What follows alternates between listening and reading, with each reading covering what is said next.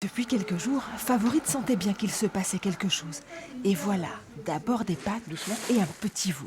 Marie-Édith a laissé faire la nature tant que possible, mais très vite elle arrive, réconforte et dépose sur le dos de l'animal quelques gouttes d'huiles essentielles.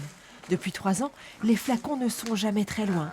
Vélage, diarrhée, mamite, boiterie, l'armoire de pharmacie de la ferme a été remplacée par une palette d'huiles essentielles.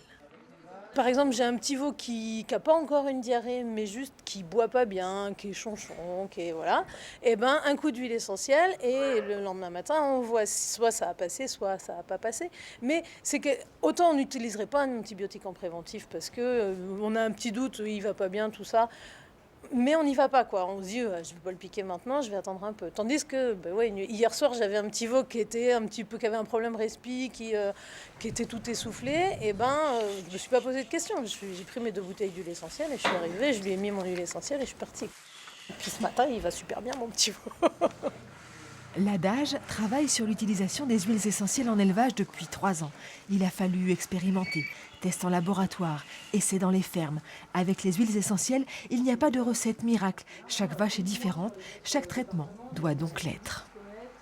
En aromathérapie, il y a 4 tempéraments qui ont été découverts par Hippocrate, et donc lymphatique, sanguin, bilieux ou nerveux.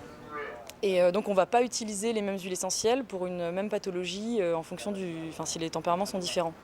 Les huiles essentielles sont moins chères que les autres traitements. Elles permettent d'éviter les problèmes de résistance aux antibiotiques et puis surtout, elles ont des résultats.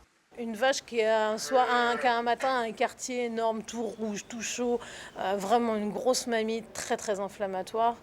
Un coup d'huile essentielle sur la colonne vertébrale, sur l'épi, là, le soir, il n'y a plus d'inflammation. Et ça, vraiment, en anti-inflammatoire, je trouve, c'est le résultat le plus impressionnant, en fait.